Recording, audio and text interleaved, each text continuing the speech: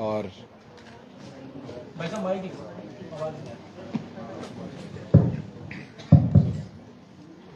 पहले तो मैं सबका आभार प्रकट करता हूँ कि जन्माष्टमी के इस पावन अवसर पर भी आप सब समय निकाल कर यहाँ एकत्रित हुए और आज इस अवसर पर खुशी की बात है कि हमारा जो कुटुंबा है, हमारा जो परिवार है जननायक जनता पार्टी का, उसका निरंतर विस्तारीकरण मजबूती के साथ पूरे प्रदेश भर में हम कर रहे हैं। पिछले एक साल के अंदर लगभग 18 जिलों के अंदर दिनों डॉक्टर अजय सिंह चौटाला जी के दौरे में हमारे साथ कई दिग्गज राजस्थान में जुड़े थे। उसके बाद निरंतर जो हमारा प्रयास था कि हम 25 से 30 सीटों पे संगठन को खड़ा मजबूती से करें और आगे चुनाव प्रक्रिया को भी मजबूती से लेकर चले, उसके अंदर अनेक लोगों ने जुड़ने का काम किया और हमने ये निर्णय भी लिया है कि इस बार 25 सितंबर की जो जननायक स्वर्गीय चौधरी देवीलाल के जन्म दिवस के उपलक्ष्य में सम्मान दिवस रैली हम करते हैं, उसको सीकर की पावन धरा जहाँ चौधरी देवीलाल जी जहाँ से सांसद चुनकर गए थे, वहाँ पर हम बनाने का काम करें।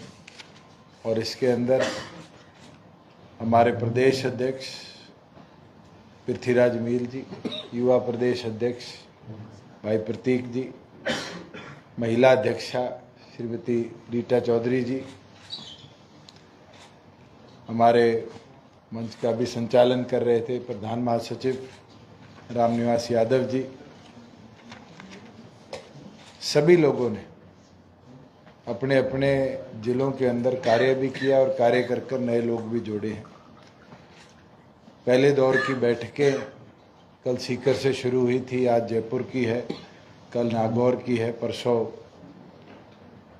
बीकानेर की है, फिर 12 और 13 तारीख को फिर डॉक्टर अजय सिंह चौटाला जी का दौरा है और फिर 18 से 25 तक जो बचे जिले उनके अंदर भी हम जाकर संगठन के जो लोग चौधरी देवीलाल की विचारधारा से जुड़े रहे, डॉक्टर अजय सिंह चौटाला जी के साथ जिनने पिछले 3 दशकों में काम किया, उनको भी जोड़ेंगे और उनको साथ लेकर आगे बढ़ने का कार्य करेंगे। और खुशी की बात है कि हमारे बीच में आज पूर्व विधायिका श्रीमती प्रतिभा सिंह जी नवलगढ़ से चुनकर राजस्थान विधानसभा में भेजी गई थी, वो आज पार्टी के अंदर शामिल हो रही है और मैं ये मानता हूँ कि इनके जुड़ाव से जो हमारे सीकर जिले के अंदर संगठन को बहुत ज़्यादा मजबूती भी मिलेगी और मजबूती के साथ हम संगठित और साथियों को भी कर पाएंगे। निरंतर राजस्थान के प्रत्येक कोने में संगठन के साथियों ने कार्य भी किया है और उस कार्य के अंदर हमें बहुत से ऐसे लोग मिले हैं जो नौजवान हैं और आगे चुनाव लड़ने की इच्छा शक्ति रखने का भी काम करते हैं। और मैं ये मानता हूँ कि जैसे हरियाणा के अंदर हमने युवा साथियों को जोड़कर एक नई एनर्जी राजनीति के अंदर लाने का काम किया, आज राजस्थान में भी लोगों ने ये संकल्प जरूर लिया है और जिस तरीके से 5.25 साल कांग्रेस का शासन चला है, आज युवा त्राही भर्तियों के अंदर जिस तरीके से पेपर लीक हुए, 13 बार 13 महीनों में युवाओं के भविष्य के साथ जो खिलवाड़ किया गया है, आज युवा चाहता है कि बदलाव आए, उसका भविष्य सुरक्षित रहे। और उस उपरांत मैं मानता हूँ कि युवाओं को एक नई ऊर्जा जननायक जनता पार्टी के साथ जुड़कर मिलेगी। हमारे बीच में डॉक्टर साहब बैठे हैं, उनका भी मैं आभार प्रकट करता हूं कि वो गवर्नमेंट सर्विस में भी रहे। उनने अलग अलग राजस्थान सरकार के पदों को भी सुशोभित किया और भरतपुर इलाके के अंदर भी उनका खूब प्रभाव है। और ऐसे बुद्धिजीवी व्यक्ति का साथ जुड़ना अपने आप में एक संगठन को, और चौधरी अनंतराम जी जो दोनों राष्ट्रीय कार्यकारिणी में वरिष्ठ उपाध्यक्ष हैं, ये दोनों हमारे दोनों नए सदस्य जो आज पार्टी में शामिल हो रहे हैं, औपचारिक तौर पर इनका अभिनंदन भी करें, इनका स्वागत भी करें और पार्टी में शामिल कर पार्टी संगठन को और बढ़ाने का काम करें।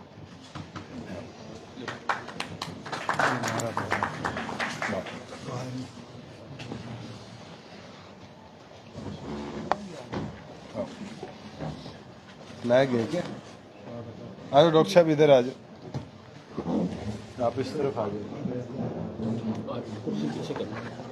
दोनों आप भी आओ, आप भी आ जाओ।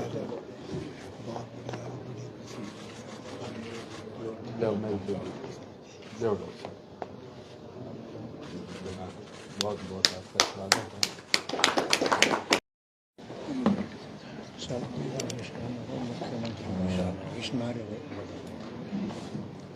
एक चीज और मैं बोलना चाहूँगा कि जिस तरीके से राजस्थान के दौरे पे हमें किसान की जो हालात है और जिस तरीके से उसके फसल इस बार कम बारिश के बाद नुकसान भी हुआ है, अब तक राजस्थान सरकार ने उसके उपरांत एक भी कदम उठाने का काम नहीं किया। मैं आज आपके माध्यम से भी ये मांग करता हूं कि जैसे हरियाणा में हमने व्यवस्था बनाई है कि किसान की क्षति की पूर्ति हम एक दिन के अंदर अंदर पुरतौर पर किसान के माध्यम से ही सरकार तक पहुंचाते हैं और सरकार एक महीने में उसको वेरीफाई कराकर उसकी क्षति की पूरी पूर्ति मुआवजे के तौर पर देती है। आज उसी पैटर्न पर ये मांग मैं भी करता हूं कि राजस्थान के जिस इलाके में सूखा पड़ा है उसकी स्पेशल गिरदावरी करवाकर राजस्थान सरकार जल्द से जल्द हमारे किसान भाइयों को फसल खराबे का पूरा मुआवजा जल्द से जल्द दिलवाने का काम करे। जहाँ बात आगे चुनाव की है, मैंने कल भी सीकर में कहा है, आज भी मैं कह दूं कि जिस तरीके से साथियों ने काम किया है और जिस प्रकार से नए साथी जुड़कर पार्टी संगठन को मजबूत कर रहे हैं, 2023 विधानसभा के अंदर राजस्थान विधानसभा के ताले को जननायक जनता पार्टी की चाबी खोलने का काम करेगी और मजबूती से ये कह सकता है कि किसान स्वरूपी राजस्थान प्रदेश का मुख्यमंत्री हम मिलकर बनवाने का काम करेंगे। और हमारा ये प्रयास है कि जितना राजस्थान का क्षेत्र जो आज के दिन भी खेती से बहुत जुड़ाव रखता है, उस पूरे इलाके के अंदर पार्टी को हम मजबूती से विस्तार भी करेंगे, उसको आगे बढ़ाने का भी काम करेंगे। हमने हरियाणा प्रदेश में आपने देखा होगा कि 13 ऐसी फसलें हैं जिसको पिछले 4 सालों में पुरतौर पर एमएसपी पर खरीदने का काम किया है। 19 ऐसी सब्जियां, फल और फसलें हैं जिसको अगर हम एमएसपी पर नहीं खरीद सकते तो भावांतर भरपाई योजना के तहत किसान के खाते में एक बैलेंस बनाकर उस फसल की कीमत का डीबीटी के माध्यम से पहुंचाने का काम किया।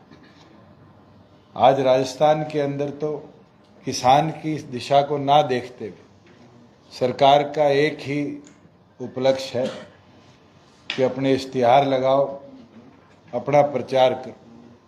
मैं पिछले दिनों अखबार के माध्यम से ही देख रहा था कि आपके यहाँ पैकेट बनाए गए और उस पैकेट में तेल, मिर्ची, दाल, अनेक चीज डाली गई और अंत में उसमें कितनी मिलावट मिली, कितना लो क्वालिटी मटेरियल गरीब आदमी को दिया गया राशन के तौर पर। वहीं दूसरी ओर पर कल जब मैं झुंझुनू से आया तो एक इश्तिहार देखा जिसमें गहलोत साहब ने फोटो लगाकर लिखा हुआ है 2030। मैं तो उसका मतलब नहीं समझ पाया कि 2030 किस विषय में लिखा है, क्योंकि चुनाव तो 23 का है और 23 के बाद 28 में होगा। और 2030 का विजन 4.5 साल बाद सरकार में रह के राजस्थान के लोगों से मांगने की वो जो बात कर रहे हैं, राजस्थान के लोगों ने ये मन तो बना लिया कि इस बार पूरी तौर पर कांग्रेस का राजस्थान से सुपड़ा साफ हो। मगर आज मैं आपके माध्यम से भी आह्वान करता हूं उन सभी साथियों से कि इस मुहिम को और आगे अगर लेकर चलना है तो उसके अंदर जननायक जनता पार्टी से जुड़ने का काम करें और जुड़कर हमें और संगठन को और ताकत देने का काम करें। जननायक जनता पार्टी ने पिछले दिनों डॉक्टर अजय सिंह चौटाला जी जो हमारे राष्ट्रीय अध्यक्ष हैं वो आए थे।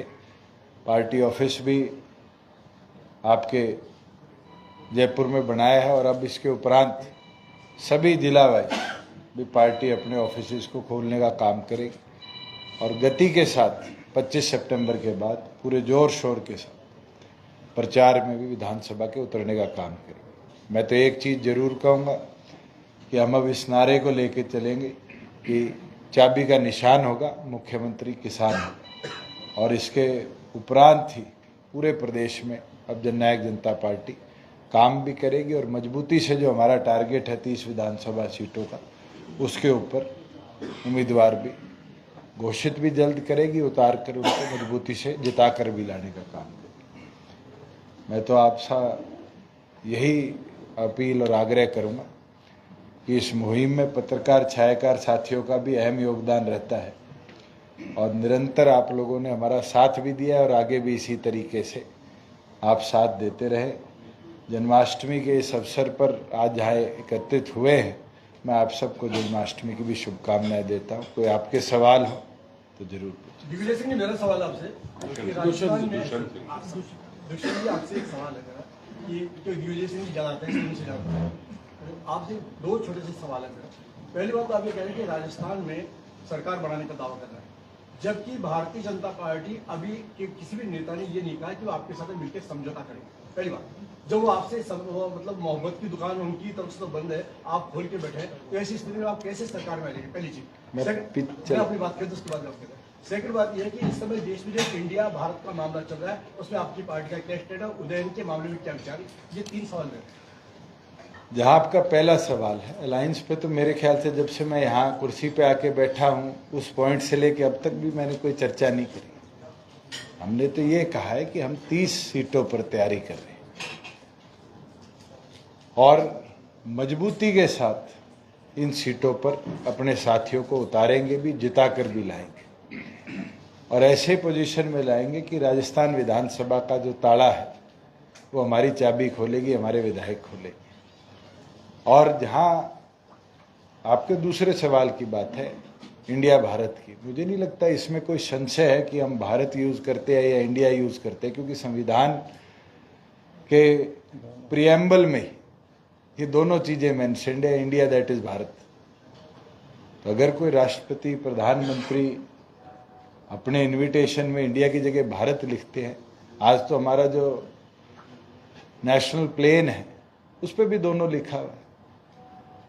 इसको कंट्रोवर्सी के तौर पे कोई लेकर चले, वो तो मुझे लगता है कांग्रेस और उनके जो घटक साथी हैं जो इंडिया अलायंस बनाकर बैठे, शायद उनके मन में इनसिक्योरिटी है, मगर एज ए सिटीजन मुझे नहीं लगता कि इसके ऊपर कोई बहुत बड़ा चर्चा करने का भी विषय। उज्जैन वाले मामले, एक उज्जैन का भी प्रचालन है कि जो सनातन धर्म को खत्म करने की बातें की जा रही है।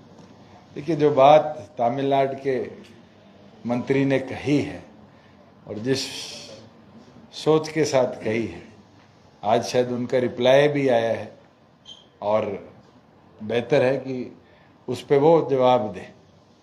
हम तो आर्य समाज की धरती से आते हैं और हरियाणा शायद इकलौता ऐसा प्रदेश है जिसने आर्य समाज का निकास पूरे देश और दुनिया तक पहुंचाया है।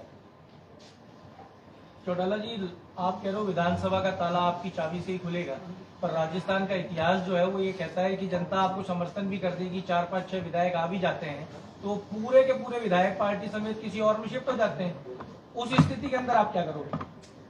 उसको कैसे मैनेज करोगे? मुझे तो जितना इतिहास पता है हमारी पार्टी से 4 साल और उस इतिहास में चाहे डॉक्टर अजय सिंह चौटाला जी दाता रामगढ़ से विधायक बने, उस समय भी कोई एक विधायक छोड़कर नहीं गया था।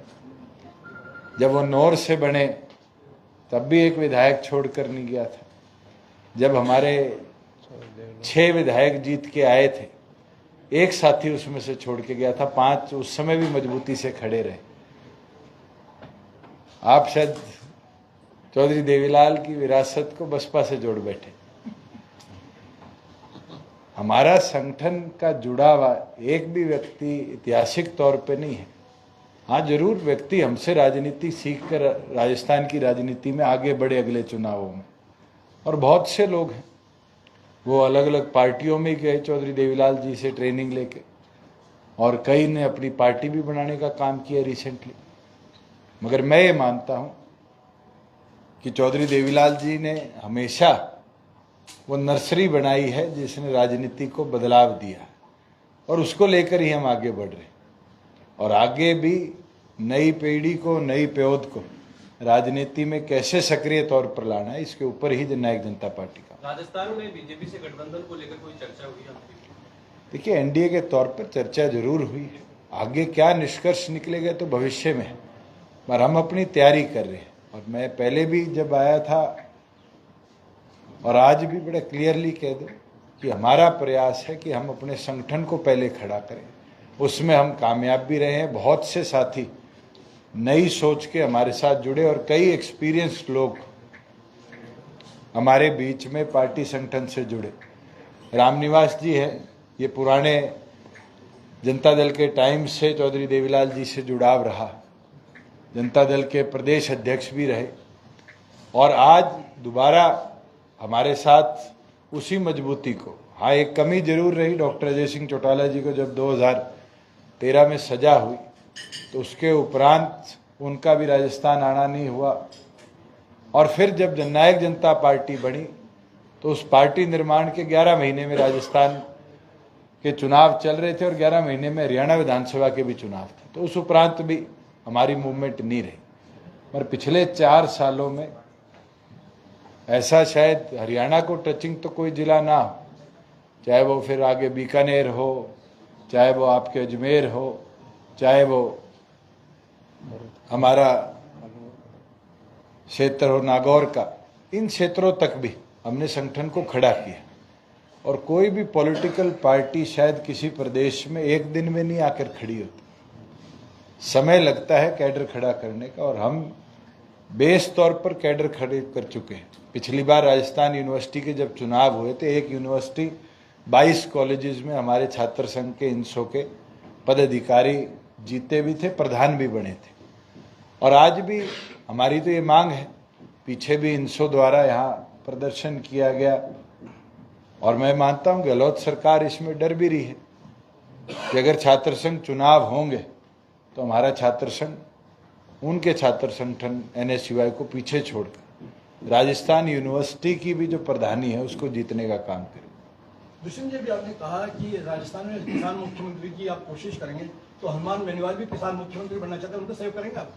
अगर वो साथ आएंगे तो क्यों ना। आपकी तरफ से मैंने तो मेरे ख्याल से रामनिवास जी की जो सभा थी कोटपुतली में, उसमें बड़ा स्पष्ट कहा था कि आज प्रयास यही है कि किसान बढ़े। किसान की आवाज़ जब विधानसभा में होगी तब किसान के लिए कदम उठाए जाएंगे।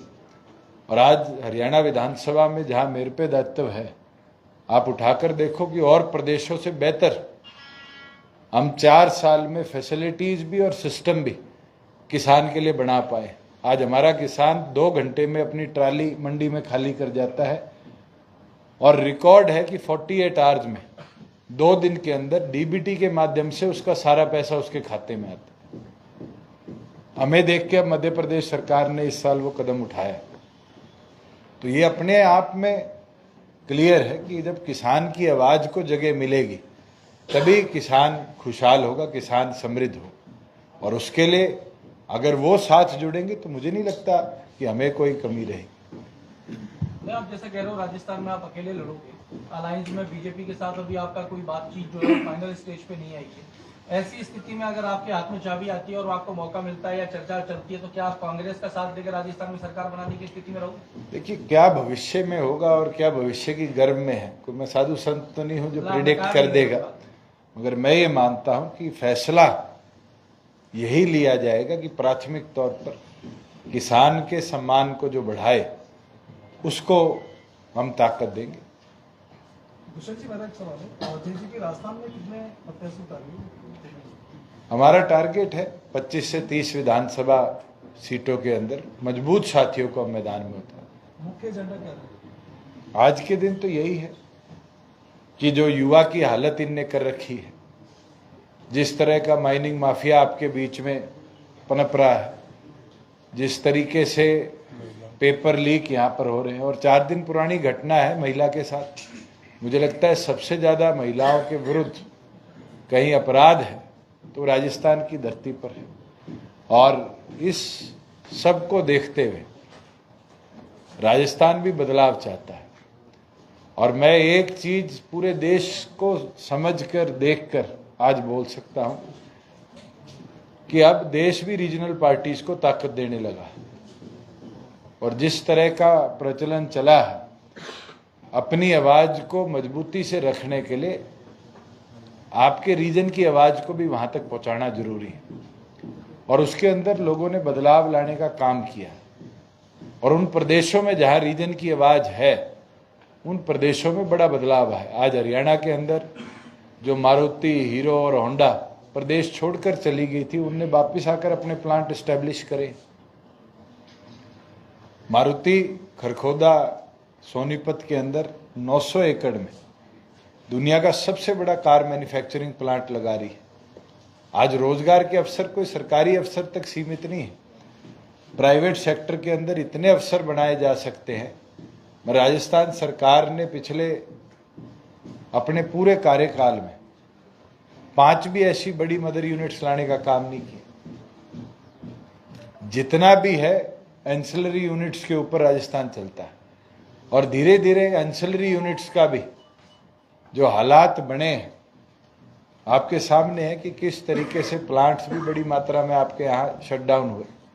और पीछे दैनिक भास्कर की एक मैं न्यूज़ देख रहा था कि लगभग 32% की बेरोजगारी दर आपके राजस्थान के अंदर आई है, अनएम्प्लॉयमेंट रेट।